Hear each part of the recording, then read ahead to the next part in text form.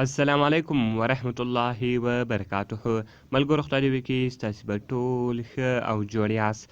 ملګرو د نن په دغه ویډیو کې به زه تاسو در وښیم چې تاسو څنګه کولی شئ چې د هر چا د نمبر معلومات په خپله معلوم کړئ.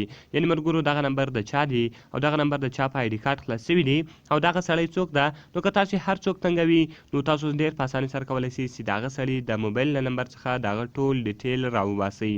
نو ملګرو که چېرې غواړئ چې په دغه طریقه باندې پوه سئ نو دغه ویډیو له موږ سره تر پایه وګورئ او ویډیو خامخا در سره لایک کړئ، له خپلو ملګرو سره یې شیر کړئ او د دغه رقم نورو ښایسته ښایسته ویډیوګانو لپاره زموږ چینل سبسکرایب کړئ، ځکه په دغه چینل کې موږ ستاسو لپاره هره ورځ د هغه رقم ښایسته ښایسته ویډیوګانې اپلوډوو. نو ملګرو زه د ویډیو په طرف ویډیو شروع کوو.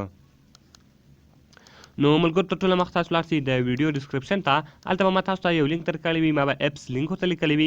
تاسو په هغه اپس لینک باندې کلیک وکړئ او دلته به تاسو ته دغه اپلیکیشن میلاو شي. تاسو ډېر په اسانۍ سره کولی شئ چې دغه اپلیکیشن له هغه ځای څخه ډاونلوډ کړئ. کله چې ملګرو بیا دغه اپلیکیشن تاسو له هغه ځای څخه ډاونلوډ کړئ او هغه به په خپل موبایل کې انسټال کړئ، نو بیا به تاسو راسئ دغه به په خپل موبایل کې خلاص کړئ. نو ملګرو ګوره تاسو ما درته ویل ما تاسو د ویډیو ډسکرپشن ته ولاړ شئ، تاسو ډېر په اسانۍ سره دغه اپس له هغه ځای څخه ډاونلوډولی شئ. نو ملګرو کله چې تاسو دغه اپس له هغه ځای څخه ډاونلوډ کړئ، ګوره دلته تاسو لیکلي دي کسی بھی نمبر کی معلومات حاصل کړئ، نو د هر نمبر تاسو معلومات دلته حاصلولی شئ. نو ګوره ملګرو زه راځم بېرته دغه اپس خلاصومه.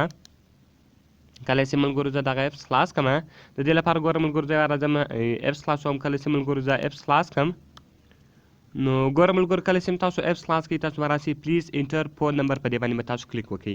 کله چې ملګرو تاسو په دغه باندې کلیک وکړئ، دغه رقم به تاسو راسئ د خپل موبایل نمبر به ورکړئ. اوس که د هر چا معلومات تاسو حاصلول غواړئ، تاسو به د هغه سړي نمبر ورکړئ. نو ګوره ملګرو زه راځم 0343. ګوره ملګرو ما نمبر 0343 دی، دغه به تاسو دا رقم ته نه لیکئ، دا به تاسو لیکئ ملګرو 343.